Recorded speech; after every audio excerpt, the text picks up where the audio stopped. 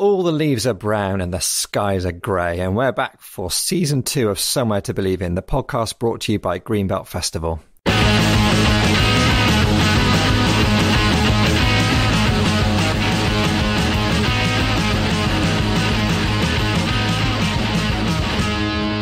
So hi Catherine. Hi Paul. How are you doing? I'm bored now. I'm bored of lockdown. I need to get out. How bored are you? What have you been driven to? Well, yesterday I spent, I would say, maybe about 5 hours learning a new card shuffle because that's all I had in the house. That's all I could do. Finished my jumper, finished painting my bathroom. It was raining. There's nothing I can do anymore. Apart from shuffle card, did you master did you get it down? Yeah, I'm getting there. I've got sores on my hands from it, so I've had to have a little break. But I'm hoping to crack that one out at Christmas. So you'll be wearing your knitted jumper, really impressing people with your shuffling and dealing skills at the table.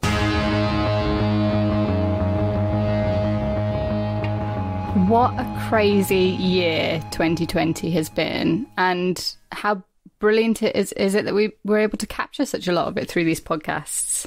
Yeah, it feels like we're almost like war correspondents, doesn't it? Like reporting on reporting from the front line on because the world is has changed. You know, there's so much change and turmoil on a daily basis, not just a weekly basis, but day to day. And it feels like in these podcasts we've had the chance to reflect on some of that. It's been momentous.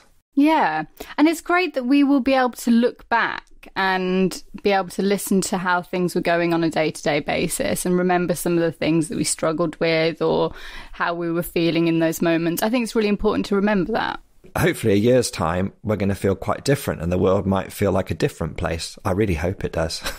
I mean, it already feels like a different place to when we first started them. I mean, you know, when this pandemic first happened, it was such an unknown to everybody and what was going to happen and how the world was going to look. And it is weird, isn't it? I remember our first ever interview that we did was with the social geographer Danny Dorling, and he was talking to us quite a lot about Brexit and empire. And here we are recording this episode, and the latest deadline has just been extended again, and the European Union and Great Britain have agreed to keep talking about the trade deal. And I thought we were getting Brexit done, though. Wasn't that the slogan? Well, I did hear there was an oven-ready deal, and it was going to be the simplest thing to sort ever, but seemingly it's quite tricky, especially when you're in the middle of a global pandemic, I guess. Maybe no one knows how to work the oven. That could be it. It might be one of those things where you think, how do I program the clock? That's always the trickiest thing with an oven. How do you set the clock? Are you looking forward to Christmas, Paul? I feel very, very tired, if I'm honest, of this year, and so I sort of want to have a little bit of a rest. Just a different rhythm, because because of different things, I've just kept working this year, and I just really feel like I want a bit of a different rhythm, some space to read, to think, to walk. Those are the sort of things I'm hoping for at Christmas. How about you? I feel like we should swap lives a little bit, because I've had way too much of that. I'm hoping to stop resting, stop having 5 hours to spend on a card shuffle, and maybe do a few more things. Oh. This is our final episode of Series 2. Really fitting that we get to speak to Rafeef in the lead up to Christmas, almost like you planned it, Paul. Oh, well, you know, occasionally I do have my moments. But yeah, Rafeef is a Palestinian activist and poet who we've admired for very many years at Greenbelt. She's been to the festival only a couple of times. We really ought to have her back, I think. Talking with her just reminded us, didn't it, Catherine, about the times when we've had the opportunity to go to Palestine. Do you remember the first time you went? What were the sort of things that struck you and stayed with you? I remember being very nervous about going because I know it's not the easiest trip to take, and it's definitely not something I've experienced before, but I love Palestine. It's such a beautiful place. The people are lovely, the food is great. I've had such great experiences there. The art and the culture is breathtaking and just such a privilege to see that. Also, just mind-blowing, the situation there, seeing it and seeing the kind of occupation that people are living under, how I felt seeing that isn't anything that anybody could prepare me for. And, you know, the Israel-Palestinian conflict is, I don't think I understood it. Like, you know, you can learn about a lot of things, but it is quite complicated. But when you go over there and you see it, it's very simple. I think seeing it does bring it down to the fact that people are being treated differently and people aren't being treated equally or given equal rights. And it's very, very stark, isn't it? It's very in your face. It's very in your face. Like, you can, like, the settlements are the one thing that really shocked me. You know, there's a very visual difference between Israel and Palestine. There's a very visual difference between an Israeli road, where you could go down if you are in an Israeli vehicle with an Israeli number plate, and a Palestinian road. Like, the Israeli road they're modern, they're paved, they're big, they're flat. A Palestinian road is not any of that. It's almost like a country road, like a dirt road. And when you have a look at the settlements that are popping up in various places in Palestine and the roads that are cutting through that you can't go down if you're Palestinian, it's correct. That's shocking. You know, we hear people using words like apartheid to describe the system and the occupation and what's happening on the ground. And you think, well, that's a bit strong. Surely apartheid was only something that happened in South Africa. But any system which separates people up according to their race, ethnicity, and then structures the whole of society to keep those people apart and give them different access to different things and different rights, that is an apartheid system. And those roads that you describe, I think that even more than the wall is shocking, it has this horrible effect on you. But I think that I found the roads and the overall sort of takeover of the West Bank even more sinister in a way.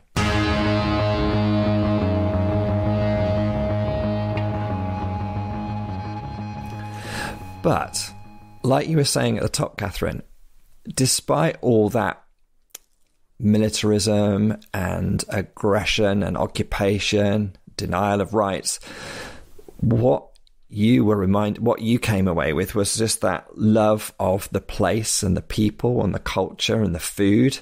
And I would have to say I was the same. I think my most fond memories of my trips to Palestine have been just the hospitality that I've been offered wherever I've gone. Whether I'm sitting with a family in a house that has just been demolished by the Israeli Defense Force, which is something that regularly happens in the West Bank, or out in the desert with the Bedouin, or just off Manger Square in the middle of Bethlehem late one night, being offered tea in the back of a shop there. I just think the hospitality and the warmth of the people is something that I just absolutely love. Yeah. It's a really weird combination, isn't it? I remember sitting in like a really lovely wine bar in the middle of the day, overlooking parts of Ramallah, parts of demolished Ramallah, but then parts of like really beautiful Ramallah, and hearing gunshots in the background. And it was a day that they knew that the Palestinians knew that there would be some trouble because there'd been a confrontation with an Israeli soldier at one of the checkpoints, and so everybody was very on edge and weird. While I was sat there sipping, like, I don't know, Sauvignon Blanc in a wine bar. I've always felt curiously safe when I've been in the West Bank. I've always felt safe, weirdly.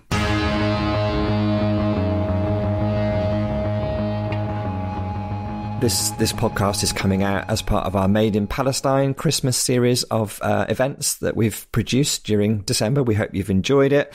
You can look back on our YouTube channels to check all that stuff out anytime over the Christmas period and into next year.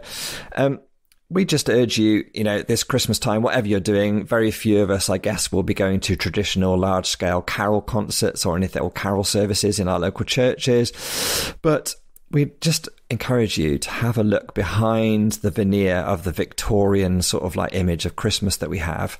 And when we're singing or thinking about words like, "Oh, little town of Bethlehem, how still we see thee lie," we would just encourage you to look at what it's like today in Bethlehem and think about how hope is still being born through poets like Rafeef. Hope is still being born in Bethlehem, in Palestine.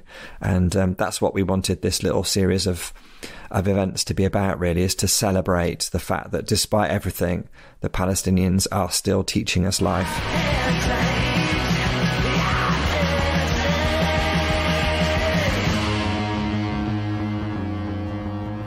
So, hi, Rafeef. We're really pleased to talk to you. Where are we speaking to you this morning? I am in Wood Green in London, where it's incredibly grey this morning. Okay. And how has the summer been for you? How has lockdown been for you? Well, I actually managed to get away to visit family in Greece in the summer, so it's been a bit easier. I teach at university, so when the lockdown first came, we had to transition to teaching online quite quickly, and that was a bit mad. But then I got a bit of a reprieve over the summer, and now dealing with lockdown 2.0. Your students are back. You're teaching them in person now, are you? No, it's all online. It's all online. And this is the most I've had to see my own face speaking to itself. It's a bit scary and strange. That's weird. So is it different from performing? You know, as a poet, when you're on stage performing, you don't see your face, do you, at all? I guess it's a completely different experience. And you see your entire audience. And this is like precisely why I do spoken word. So quite a lot of times in teaching, we're just recording these sessions and we're sitting in a tiny room by ourselves. But with spoken word, the beauty of it, I find, is that audience interaction, hearing them, shout or scream or laugh or cry. And you sort of lose all that. That's why this period has also been hard in terms of performing and not being able to perform. You've been crowdfunding and you're just about to release, or tell us more about the latest album, Three Generations. We'd really like to hear more about that. Sure. Well, with my impeccable sense of timing, the album actually came out in April, and we were about to get on a plane to start touring and releasing the album, and then lockdown came and we were sort of unable to go anywhere. And the albums, all prints of them sat there in my cupboard next to my wonderful Palestinian za'atar. So they smell really good, but they're in my cupboard. And then we had to think of new ways of how to get it out. So we decided to go with the crowdfunding. And ask people to basically pre-order it because all venues are closed. And just 2 days ago, we were successful with a crowdfunder, so we were able to cover some of our costs. And I'm so excited to get it out there in the world. It's called Three Generations, and it's about generations of Palestinian women in my family, but I also collect stories of Palestinian women all around the world. And the album itself is a bit of an ode to the strength of Palestinian women, but it also tells stories of refugees today crossing the Mediterranean and the situation there. I've seen one or two of the songs that you've pre-released on YouTube, and you've worked again with a musician, so it's a collaboration. It's your words with music. It's very beautiful, but it's also quite hard to listen to some of those stories. What's your hope with the album and people who listen to it? What do you hope their response might be? I think with my work generally, when it comes to Palestine and when it comes to the Middle East more generally, there's a huge distance between what you hear on the news and what is actually going on the ground. And what is always missing, from my perspective, is the reality of people, real people who have to live, who have to save their children, who have to earn a living and have food on the table every evening. And you never hear their names, you never hear their stories. It's always this distant place that people get to pontificate about. And what I really hope to do in my work is bring those stories to the front and show the real struggles of people, and that it's not actually that distant. And also the levels and ways of complicity, where what happens in the Middle East is actually very much a result of policies that are taken in the UK or the US, and we can't distance ourselves in that way by not thinking of humans and how they live. Your tour was going to be, is it an international tour or a European tour? Where do you tour your work? So we were heading first to the US and Canada. There was a Palestinian Writers Festival that was very exciting, and it's actually still going on for people interested in Palestinian writing. It's happening on December 2nd to 6th. So that was going to be the launch at that international festival. And then we would go to Canada. We were hoping to get to South Africa, Australia, New Zealand. I should say that for the majority of my life, I wasn't able to travel because of being a Palestinian refugee, not having the right documentation. So it's still quite strange to be able to tour in this way. And I still pass through airports thinking, am I going to be stopped? Am I going to be let through? So the ability to tour is still quite new to me. Could we perhaps dig into that a little bit before coming back to your work, Rafeef? Could you tell our listeners a little bit about your background as a Palestinian, being a refugee, where you've come from, your upbringing, where your heritage, in a sense, and how that plays out into the sort of difficulties that you experience today? I'm a third-generation Palestinian refugee. My grandparents were from Haifa and a village outside of Jaffa, and they were on both sides made refugees in 1948. We were refugees to Lebanon, so that's where the second generation was born, into refugee camps there. And then because of all of the issues of the types of documentation you have as a Palestinian refugee, it's extremely difficult to travel. It's extremely difficult to be able to even get documentation to travel, let alone the visas that you need to later travel. So for the majority of my life, I was basically hopping between countries around the Mediterranean. That's why the Mediterranean features so much in my writing as well. It was the only steady place I ever had, with all of the different exiles that we had to go through. So certainly passports and documents, I think it's the other side of Palestinian life that people don't recognize. That to be stateless in a world system that is based on states means that you cannot move. And sometimes I see, people with citizenship and passports, like who have a British, passport, just throwing it around. And I think, wow, like that is such a valuable document to people who cannot move, and their entire life is structured around having this just piece of paper that people don't even think about. It seems like your experience there has really informed your work that you do around refugees and the ongoing crisis that we're still experiencing now. Do you want to talk a little bit about that? I do this work both in my art form, but also as an activist. I've worked with refugees from all across many different regions, whether back when I lived in Canada or more recently when I moved here. And I think for me, it's really important to link the artwork that I do with activism and real change that I want to see in the world. I don't really see them as these separate spheres. But certainly my experiences from childhood and my experience of being a Palestinian, being stateless, really informs what I do. And I'm really attuned to issues of passports, borders, refugees, and displacement in general, but also any type of incarceration and imprisonment. I mean, this idea that we as humans can only move because of certain documents really irks me to the core. And when people say no one is illegal, I take that really seriously, that when we're speaking to each other on a human level, how can you say that a human person is illegal? I have a poem called Passport that's about this, if people want to check it out, about the first time I held a passport in my hand and how strange it was to actually cross a border. What is that feeling of being stateless? How does that, I know that physically means that you're not able to move countries easily, but what does that feeling inside bring up? Wow, we need a therapy session for that one, because it's the deepest form of exile I think one can feel, because we're stateless, but we have a homeland that we are denied, and it's a continuous denial of that homeland. And what Palestinians say is that the Nakba, that moment of ethnic cleansing where the population was displaced and people like my grandparents were displaced, was not just that moment in 1948. It's actually ongoing. And I think sometimes in the West, that's not recognized very well. The intergenerational passing of that trauma of displacement continues.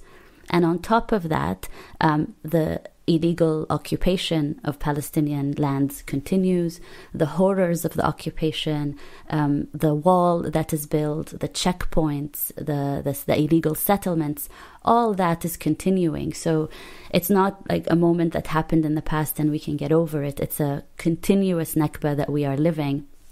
So I think that really compounds that feeling of exile that you feel when there's that distance and you have a homeland, but you're denied a right to return to it. And everyone who's in it is still living under military occupation.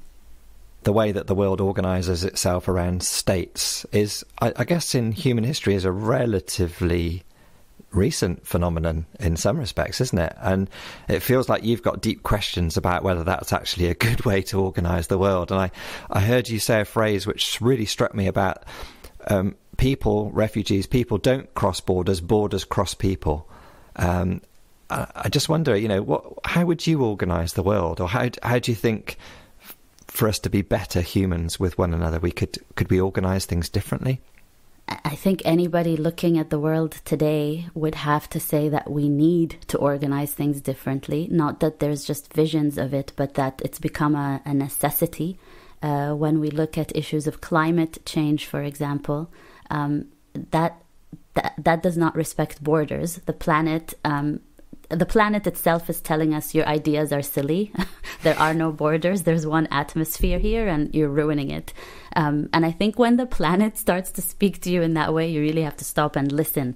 So for me, certainly we have to organize things differently. And the COVID pandemic, I think, has really laid bare a lot of the inequalities and a lot of the silly ways our society is organized and how dysfunctional it is, between like the simplicity of what is a core worker or who is an essential worker and how much they get paid, all the way to borders and states and how they function. Because COVID also showed we are on one planet and that viruses cross borders. They don't wait for you to decide who's the more powerful country or not. So I think any look outside the window today, or even in our virtual windows, tells us that we need a very different world based on, for me, at least from my perspective, based on equality and justice. And if we could just hold on to those terms of equality and justice, we'll be a lot closer to where we need to be.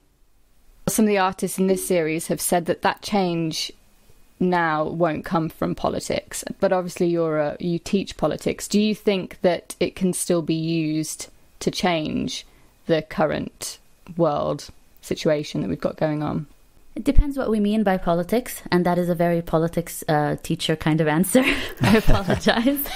But it depends on, if we mean elite politics and Westminster kind of change, I don't think that's where it's coming. I actually think things on that level are heading in the wrong direction. But I do think there are very inspiring social movements. We shouldn't forget that in the middle of a pandemic, we did see the Black Lives Matter movement, sweep across the US, but also internationally, people recognizing the damage of racism and what it has done to our societies. For me, a huge inspiration is from within the Palestinian people themselves, that despite years and years of occupation and militarism, there's still a will to live and a will to survive. For me, that human level of survival is very important, and I think we need to come together and make change happen.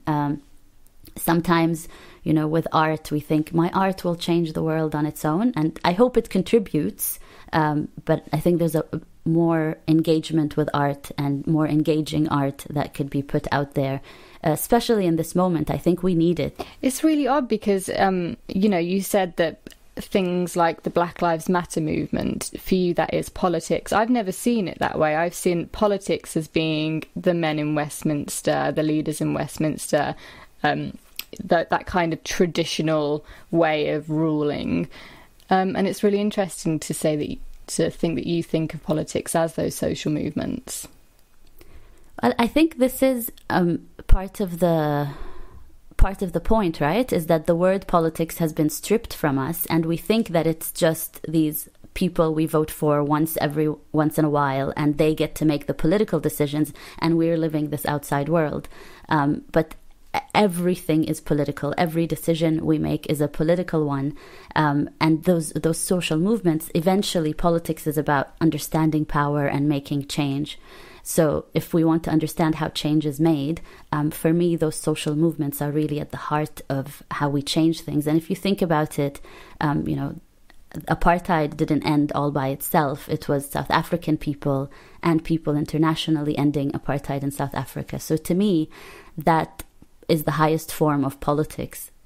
Just thinking about South Africa, Rafeef, just a moment, quite a few people draw comparisons with apartheid in former South Africa and the occupation apartheid that we see today in modern day Israel Palestine. And I'm guessing there are some real synergies and solidarities there that the Palestinians would share with the ANC and those who struggled within the country. But I'm reminded that when I was growing up and younger, it was really important to me and my friends that we showed our solidarity there, that we stopped buying certain types of Cape fruit, for instance, and then we got involved in that. And that seemed to be a real consensus with people who were progressive around the world. But it seems so difficult. What I can't understand is why people today have such a problem with talking about a similar type of response to what's happening in Palestine. People seem so, I'm not sure. No, I'm not sure we could go there. What's going on there? Because for me, shouldn't it just be the same? Why don't we just all stop buying goods from Israel, or if we want to be more pedantic, from the settlements? But why do we seem to have such a reticence around that, do you think?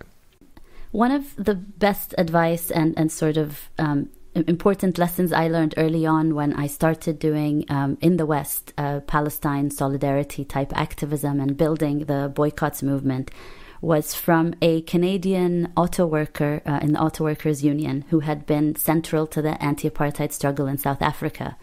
And we had invited him to sort of learn lessons from how it was done. And he said, it's true that nowadays people look at the last decade and think, there was a consensus and everyone is participating.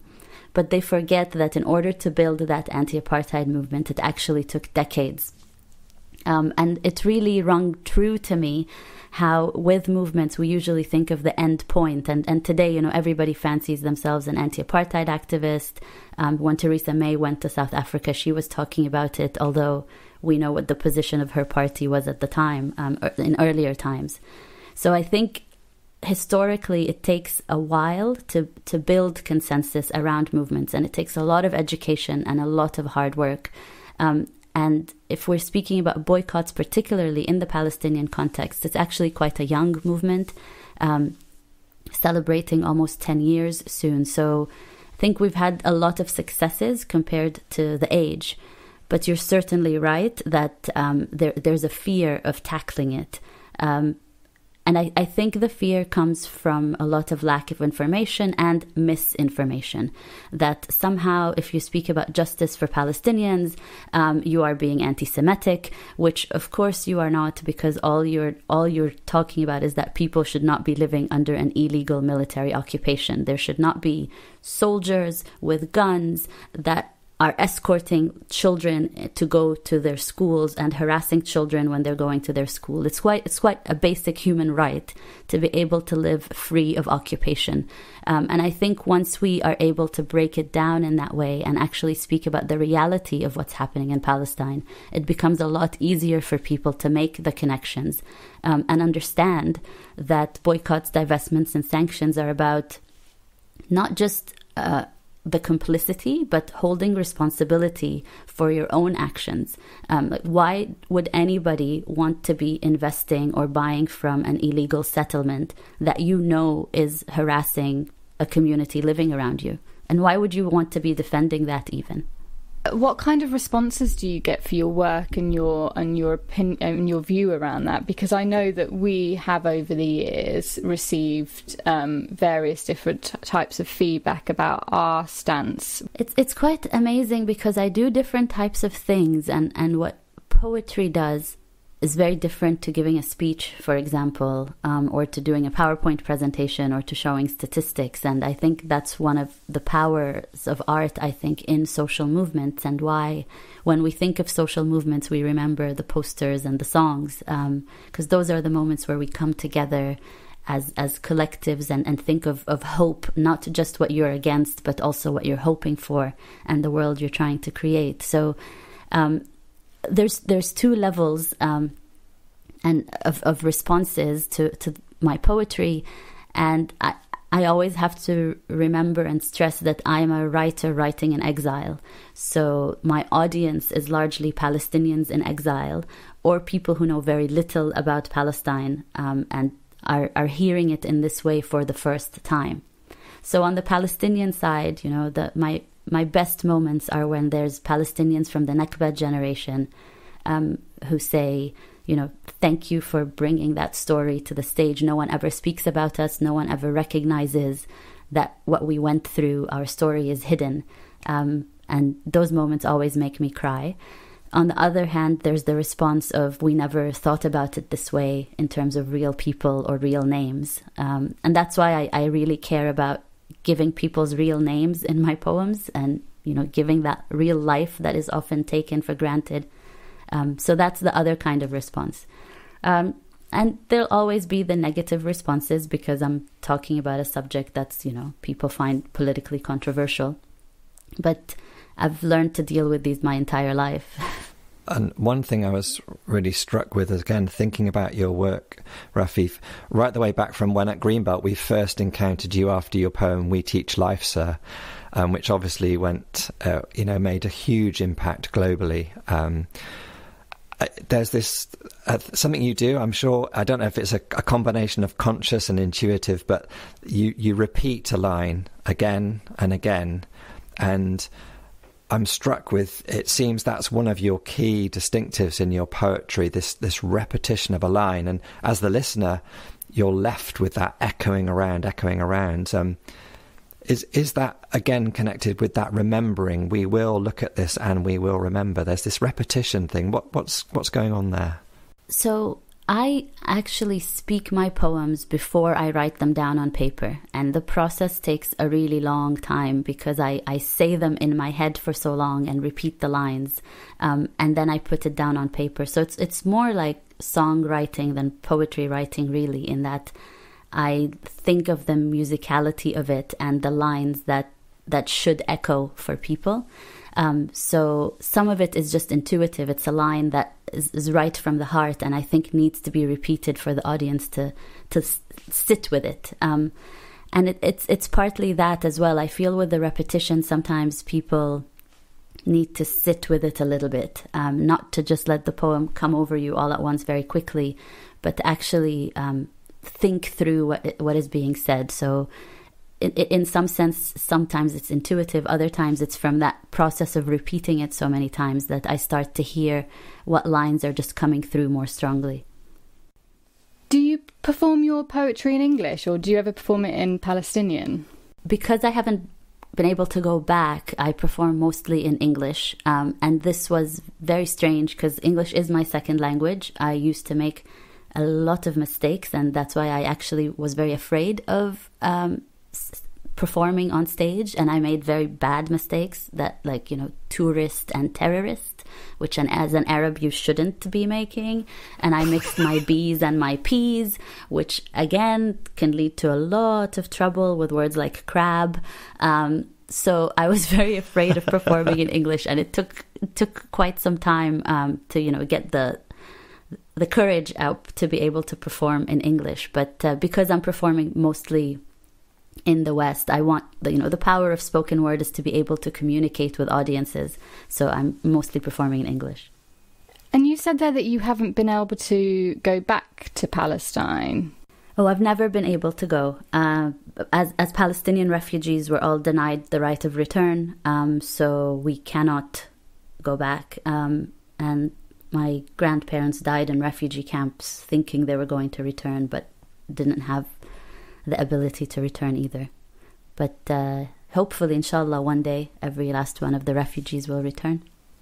Katherine and I have had the pleasure and the privilege of visiting the West Bank, and we've seen the keys which refugee families hold on to of the properties which they were driven out from. Does your family still have keys to houses which they were driven from? Yeah, absolutely. Wow.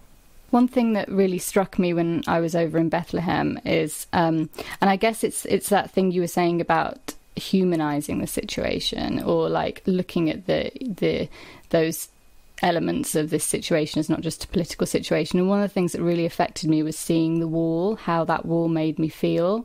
And I didn't expect that, but there was a real claustrophobia. There was a real instinctual feeling of being trapped when I was stood up against that wall. And it's a thing that I know that would affect me living there, and I know a lot of parents living in Bethlehem, they won't show their children the wall. They would kind of try and keep them away from it so that they know that it doesn't exist. The wall is a monstrosity. It's there to limit and scare, and it's there to limit, intimidate movement, but also even your imaginary. When you have such a big, horrific concrete right in front of you day in and day out. And, you know, the fact is that it encroaches on Palestinian land. It steals even more Palestinian land. And it has nothing to do with security. It has to do with more land theft and more intimidation of Palestinians. The scarier part is when other world leaders look at that wall and think of it as an example. And I think that's when we really need to worry, when, you know, people like Donald Trump say we want to build a wall in Mexico, and in Europe people start talking about building walls. And, you know, these walls and barriers may be talked about in the Mediterranean, but it's the same. It's the same kind of intimidation and, you know, securing of borders to make sure that humans that are fleeing, you know, economic injustice or even the impact of climate change can't get to safety. And for me, it's that's something I'm really fearful of, that those things that Palestinians live with every day become the prototypes of how the entire world is run. We had the privilege of talking to Natalia Kladia, who's the founder of Belarus Free Theatre, recently for this podcast. And she similarly was saying, look, don't think that this stuff just happens in Belarus. If you're not careful, this stuff can happen because powerful people can manipulate stuff. They can manipulate media, truth, politics, systems, power, police, such that these things happen. When we've visited Palestine, some of the Palestinians we've had the privilege of meeting have said, this isn't just a situation here that you need to pay attention to. This sort of way of controlling people can be exported. It's an idea, and it sort of, quote unquote, works. You know, it's if you've got enough finance and power behind it.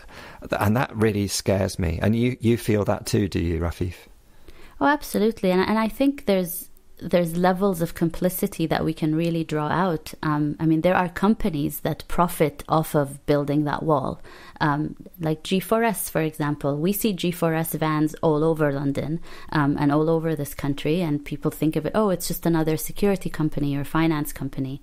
But some of the checkpoints had G4S equipment, for example, in Palestine. And that's what's dangerous, is that, you know, when profits are made and when there's such a drive for profit, it doesn't matter on whose expense, as long as these companies are making their earnings. And they're certainly profiting from a lot of the destruction that is happening both in Palestine and internationally. And this is part of rethinking this entire system that's so profit-driven. And we see it now, like, much closer to home when it has come to vaccines and test and trace. When you privatize all these things, making them about profit, you really know that they're no longer about humans. So recently we had the American election. I think I can't remember how long ago, a few weeks now, and Trump was voted out, still there at the moment, but hopefully won't be there for too much longer. How was that for you? I think like most of the world, we were all glued to our TV screens, wondering how it was going to go down. I think, Trump is still kicking and screaming, and we'll still see how it goes down. I think his administration really unleashed a specific type of ugliness and racism, and legitimated it.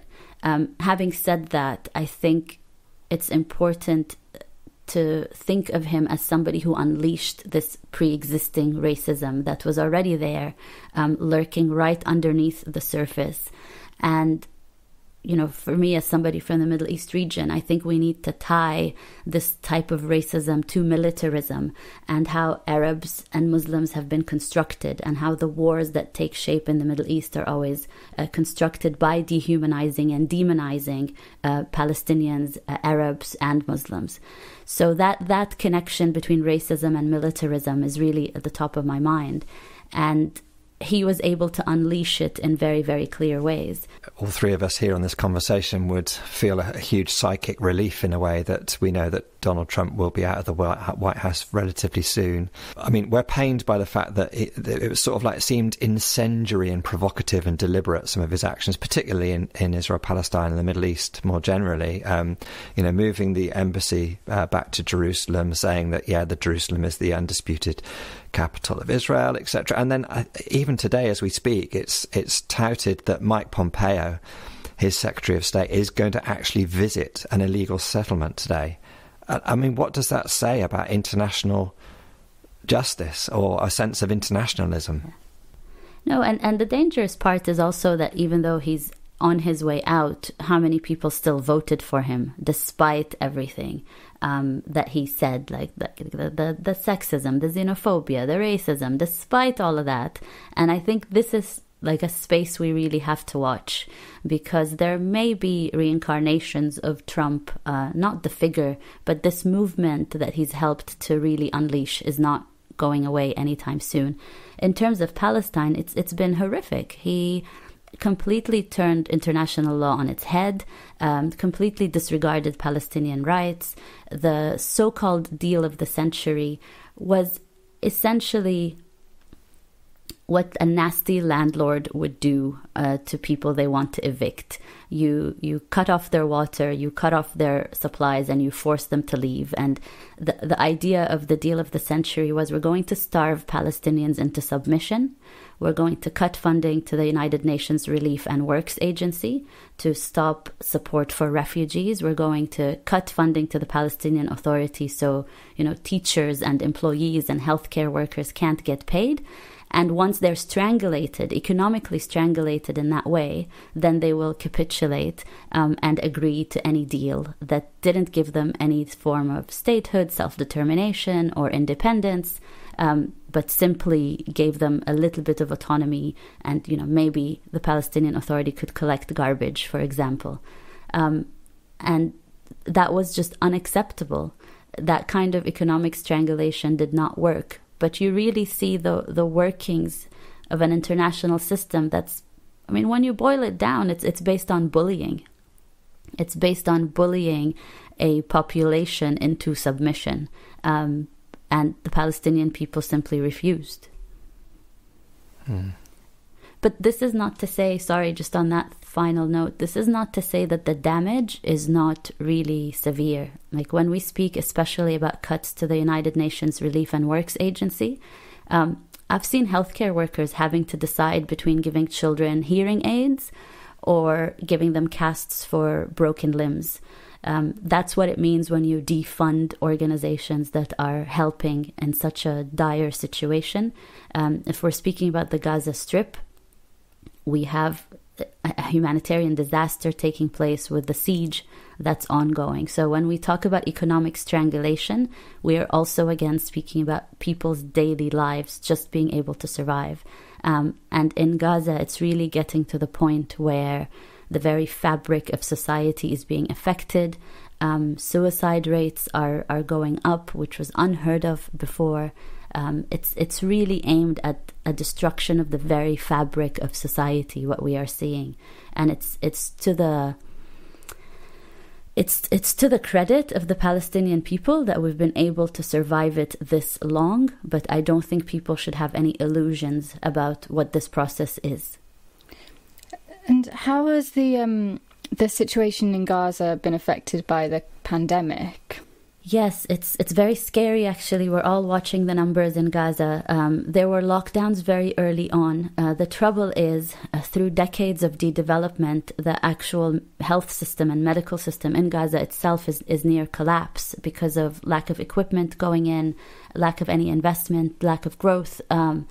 So as of a few days ago, there were around 400 cases. And of course, Gaza is extremely densely populated. So there's a real fear about what would happen if COVID really, really takes hold. There's hardly any ICU beds. There's hardly any way to get ICU beds in there because of the siege. So it's a real, disaster in the making. And I want to stress here that it's in the making because it's avoidable. It's because of the siege that Gaza is in this situation, because of the illegal occupation that Gaza is in this situation. In the face of all this, Palestinians continue to live, to love, to create. Katherine and I, we go to this thing called PMX, which is called the Palestine Music Expo in Ramallah. Obviously not this year, we didn't go, but the musicianship and the musicality and the culture. And last time I was there, I got to go to the Edward Said Conservatory of Classical Music in Jerusalem. And the Palestinian young teenage 12, 13 musicians were just, full of life and creativity and passion. And how do you as a people maintain that sort of life and love in the face of what you're faced with? I don't think I could. I think the art itself is actually a way of surviving as well. I remember being very young and reading out, when I could barely speak and missing teeth, reading out Mahmoud Darwish poetry about surviving. And I think that itself, being able to say it and to speak it collectively in the form of poetry and in the form of music, is a form of resistance, is a form of standing up and saying we exist and we are human. I think the highest form of showing your humanity is through art. And to, despite all, still say we are here and we create is really remarkable. I agree with you. It's remarkable, but it's also, I think, a testament to humanity everywhere, not just for Palestinians. I think when people are squeezed in that way, you really see very interesting forms of art coming about. And we see this in many places around the world. So Greenbelt is a festival born out of a progressive Christian tradition. And of course, at Christmas time, we all sing the carols about the little town of Bethlehem, etc., etc. And so I guess partly what we're trying to do at Greenbelt is okay, that's all well and good. Obviously Christmas is going to be very different this year anyway, but let's dig beneath the surface. What are the facts on the ground there? Not for a minute expecting you to profess some form of Christian faith, but I'm just wondering, does that Christmas story, the story that Christians tell about what happened in Bethlehem all that time ago, can that mean anything, do you think, for us today? Does it matter that happened in Bethlehem? I should say that my father grew up in Nazareth, so it's the man was from our hometown, so we'd know one or two things about it. And I think that postcard of the Mary Jesus story not being able to cross out of Bethlehem really says because of the wall, really says everything about our situation today. And certainly Christmas is one of those times of the year where people think about Palestine in this very vague way and consider Bethlehem in this very vague way. And I would just urge them to look at the reality of what has happened, that in order to even get to the Church of the Nativity, you need to cross checkpoints and an apartheid wall. And there's no religion in the world that would think that that's an acceptable way of treating human beings or being even. a way of organizing space or society or visits to religious spaces. That's on one level. And on the other level, I would urge people to think through, their personal levels of complicity, but also institutional levels of complicity when it comes to churches, church investment portfolios, what trips churches are taking, and whether they're actually there are considerations there around justice for Palestinians, or you just ignore the population that's living in the area. Don't think you can divorce your faith from the reality that's around it on the ground. Because faith is political, right? Like everything is political. This is my one line to my students in all my classes, so it's good. It's becoming a refrain. I would love to take your class. It just sounds so interesting and not at all what I thought a class on politics would be like. Are you hopeful for the future? Yeah, as long as we're committed to actually making change, then I am hopeful. I would get really worried if we stop having that hope. And stop organizing and stop trying to change the world. That's when I would really worry. But as long as we're still breathing, making art, then I am hopeful. I remember when you introduced We Teach Life, so you just honestly communicated the sense of, as Palestinians, you're just tired. How do you stop yourself from just having a lie down that lasts forever? In other words, just burning out? I have to be honest and say, after We Teach Life, I felt this burden of having to be upbeat and hopeful constantly and say how great things are and show this face of Palestine that's resilient and strong. And that was in 2008 in that war. And then in 2014, when the other war on Gaza was happening, I got a message from a doctor in a hospital in Gaza saying, "Can you please say something? Maybe because you speak English, the world will listen, but there's so many body bags in the morgue and we can't bury them anymore, so we need the story to come out." Sorry, I'm getting a bit emotional.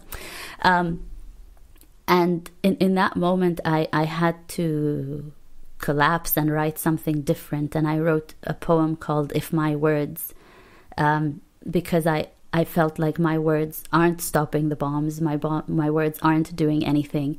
And I'm stuck there miles away watching people die on TV screens. So I now think it's more honest to capture that as well. Not just the strength and the hope, but to also capture how exhausting and tiring it is to be telling the same stories all the time and having your humanity questioned all the time. And in a way, that message from that doctor was very freeing, because it gave me permission to say, yeah, it's not good. And how can we, as Greenbelt, how can we support your work? The album is out. People can order that. Can you give people a few sort of references and pointers as to where they need to go to plug into your work and support your poetry? Yes, thanks so much for that question. Yes, it would be lovely if people could support the work. As I mentioned earlier, we're not able to tour right now. Venues are closed, so it's wonderful to be able to get the work out. The album is out on Bandcamp, so if just by looking at my name and Bandcamp, you can download the full album. You can order it on my website, and it's on all the social media. So yeah, any support to the album would be really wonderful and much appreciated. And we'd love to bring you back to Greenbelt, because I know you haven't been for quite a few years now, and it's changed a bit, and I think you would love it. And I know that our audience would love hearing from you too. Oh, I'd love to come. I had such a good experience. It was, in terms of taking a break and recharging, it wasn't work. I enjoyed it, and I loved meeting people, and the space was so lovely and fun and kind, which is not always there at festivals. So it was very, very nice to be there. Thank you so much for giving us your time. Yeah, thank you guys. So much. Thank you. Take care. Thank you. Thank you. Bye. Bye, Rafeef.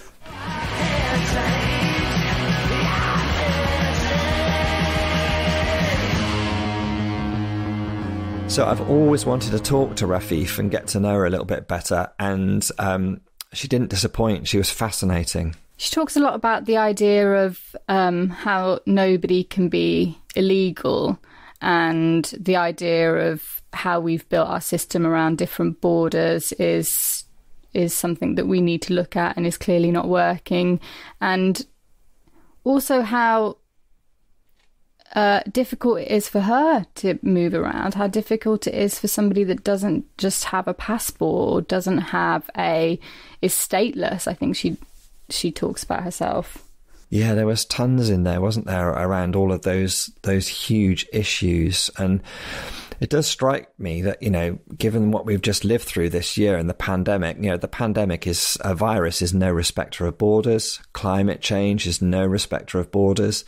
And here we are in the UK, just days away from sort of redefining our borders and sort of stepping away from something, the European project, which brought us into collaboration with countries so that we could work together with them on these big issues, and sort of almost pulling up the drawbridge and saying, no, don't worry, we've got this, we can do this on our own. And I just think that's such an old and unhelpful idea. But I don't want to get into the whole Brexit debate. We're talking about Rafeef and Palestine. But in a way, it's sort of like these things are interconnected and interrelated. One thing makes you think of another, doesn't it? And at the same time, I think one of the things that has frustrated people the most this summer is the inability to travel, the inability to go on holiday, the inability to go to different countries, and but there's no connection between those things. For many of us, for the first ever time in our lives, we've had our freedom of movement restricted, haven't we? Mm-hmm. And it doesn't feel very nice. No, and you know, we'll see how that all comes back, but it probably will come back at a different price. It will probably have some sort of testing element or vaccine element attached to it. And in a way, you know, Palestinians living in Gaza and the West Bank and in refugee camps around the Middle East are living in permanent lockdown. They don't have the right of movement that we have enjoyed.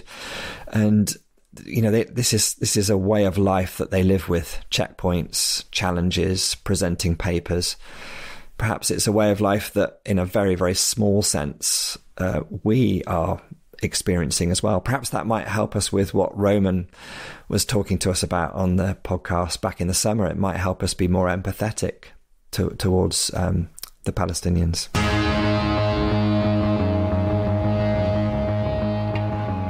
When I went to the Banksy Hotel, there was a brilliant exhibition about there that kind of talks to you about the history of Israel-Palestine, and it talks about how many different types of documentation you need for different things, and they were almost absurd, like a different documentation for if you're crossing a border with a donkey, or if you're crossing a border to go to a hospital, or if you're crossing a border with a pregnant woman to go to a hospital. Yeah, it's mind-boggling, isn't it, all that different paperwork. And that's what leads to this sense of sort of almost paralysis that we feel around the sheer complexity of the situation.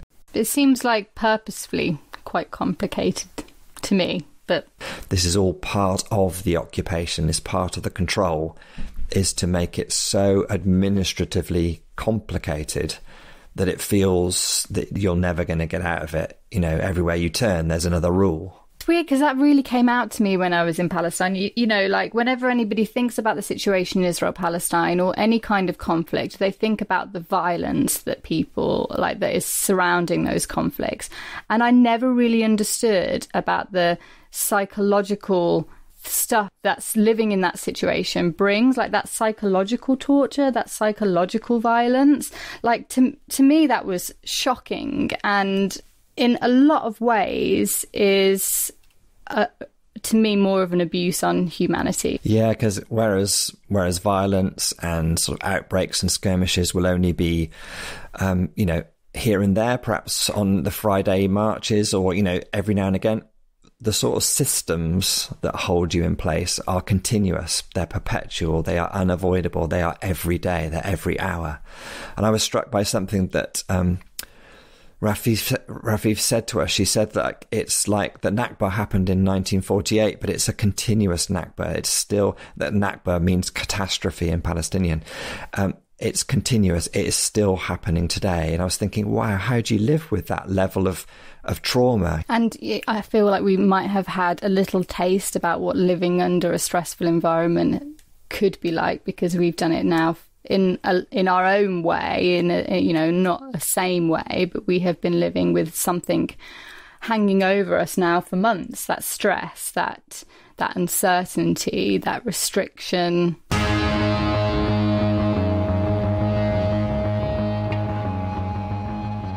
Hey, one thing that I really enjoyed you bantering a little bit with Rafeef about is this word political, because you said, I'd love to come to your politics classes if politics is about the decisions we make and the way that we organise ourselves and the way that we live. I'm in, but politics has felt to you like something completely different, hasn't it?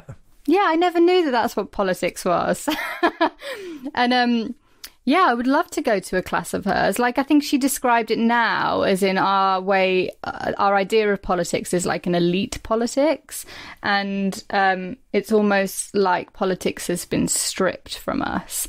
And I feel that. And it's really nice to have that idea of what politics can be turned on its head. And you to be reminded about the fact that, no, you have the power. We have the power. The way that Rafeef thinks about politics, it made me think that everything that we do at Greenbelt, everyone who we invite, is it's a political act in a way. I love that idea of us reclaiming the way that we want to live, because in so many ways it just feels out of our hands. But what's really interesting is speaking to all of these people is actually we're not powerless. Like, all of our guests have kind of taught us that. And reminded us that, which I think we needed to be reminded about.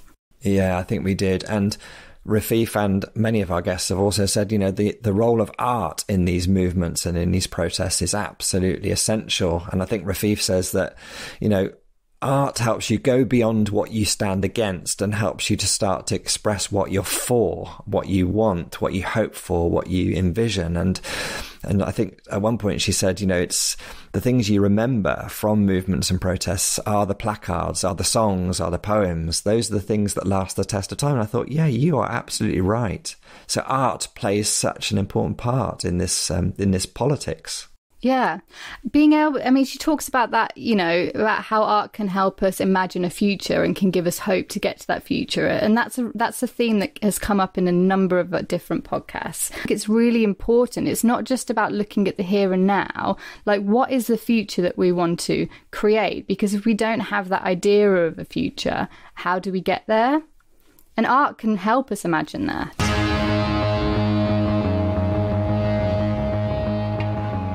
Catherine, stop me, put your hand up if I'm getting too corny and cliched here, but it made me think of the Christmas story as well, and that did sound a little bit like a Blue Peter link, but it did, and it made me think that, in the story we read about a people being controlled and moved around by another people, the occupying Romans, demanding that the local population move around the country and go to register back in the place where they were born.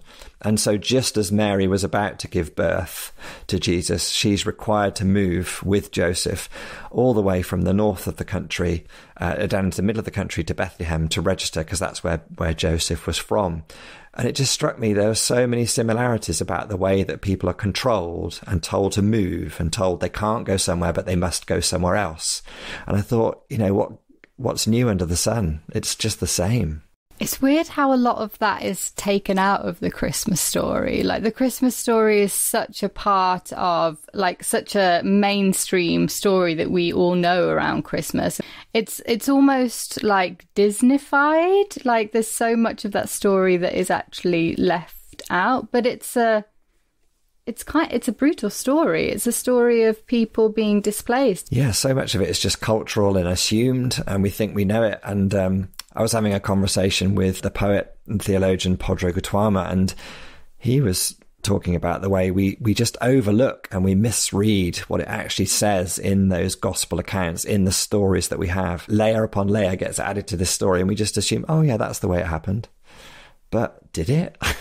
Since having the privilege of going and visiting Israel, Palestine, I've never been able to read the Gospels in the same light again. They take on a new meaning, and it's a much more political meaning when I read them now.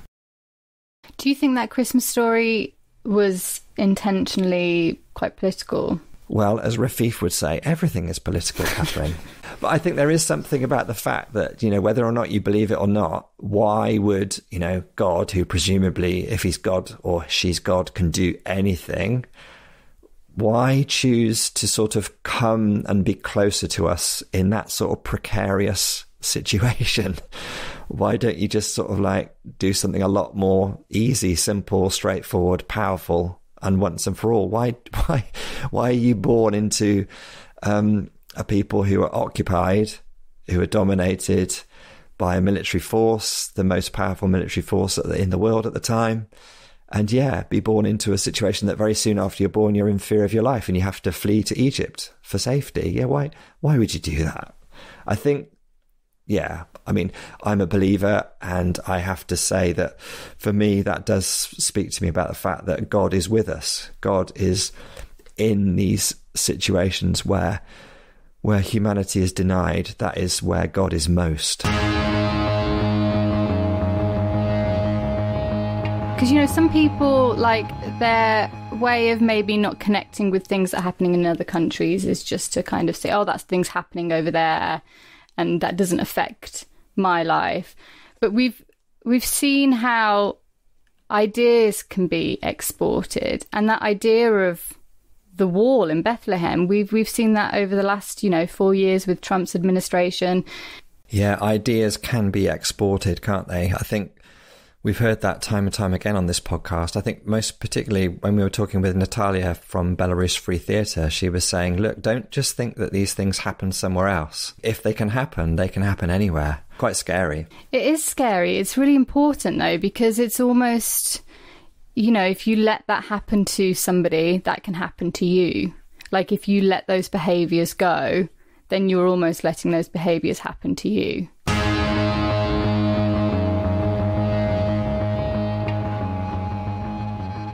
Looking back on these, the podcasts that we've been able to make this year, they've been just wonderful, having these chances to connect more deeply with the artists who come to the festival. Because in the festival environment, you and I just, we can say our hellos, we can sit down, grab a quick cuppa with some of the artists in the green room or whatever, but we don't really get the chance to really chat like we have on the podcast. And I've found it amazing. No, I can't string a sentence together. I mean, I can barely string a sentence together during the podcast, but it gets even worse on the festival side. It's restored my faith in what we do, and it's sort of like made me more determined to keep doing it. Yeah. I mean, I think Ben Kaplan sums it up really lovely. Like, we talk about all these very difficult subjects, but in Ben Kaplan's podcast, he talks about there's an idea in Judaism that the world is perpetually broken. And so I think that we don't need to take it as such a depressing thing. It's a really great thing to be able to spot these areas that we're broken, to have hope, but to see the reality and to be able to find out ways to change it. As many Palestinians that we've met over the years, particularly in Bethlehem and Ramallah, have said, we do not have the luxury of despair. That's just a luxury. That's just something you do if you don't care about the world and your fellow human beings. If you do care, get on with it. Do the work. Do the work. Yeah. Yeah, do the work. And so, we're heading towards Christmas. This is the end of Series 2. Series 2 or Season 2? Did we ever land that one? I don't know.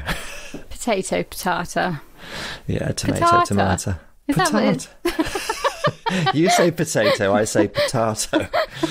Tomato, tomato. Let's call the whole thing off. Thank you for making the journey with us. And remember that you can listen back and share the episodes and let us know what you think. We'd love to hear from you, ready for the next series. Who knows what flavour that will take, Catherine? You do, hopefully. I've got an idea, but I'm scared to mention it to you because I think you might fall off your chair. I've got a little idea. Anyway, thank you to everyone who's helped us make these podcasts, to our wonderful guests, to Rafeef today, but to all of our wonderful guests across this autumn and the summer before, to Daisy Ware-Jarrett in the office, who helps us get the podcast out and does a wonderful job, and to Paul Truman, who helps us think about interesting questions to ask. And to Josh and Jake on the Volunteer Talks team, who have been brilliant working with us to edit all of these podcast episodes together. They've been doing a fabulous job. So we hope you have an amazing Christmas in whatever way that you can have it. And we hope that it sort of reminds you of what's important and just gives you the encouragement and the space that you need to keep loving, keep hopeful, keep acting for a better world. And we'll see you again in 2021.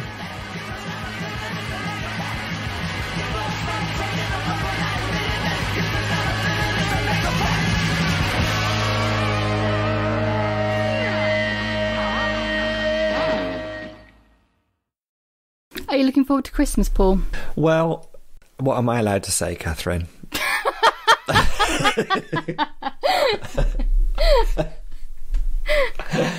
Merry Christmas!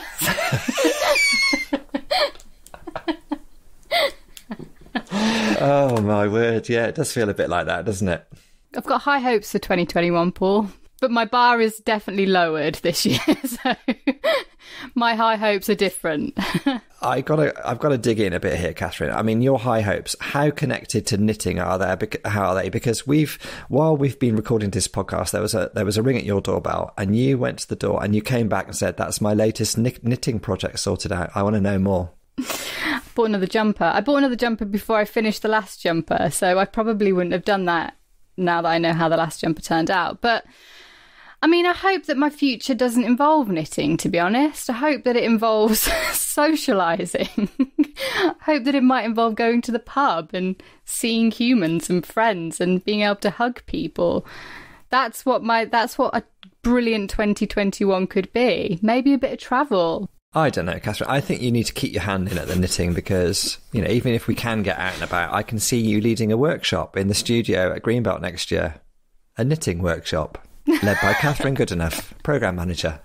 What do you think? Come and find out how to knit a third arm into your jumper.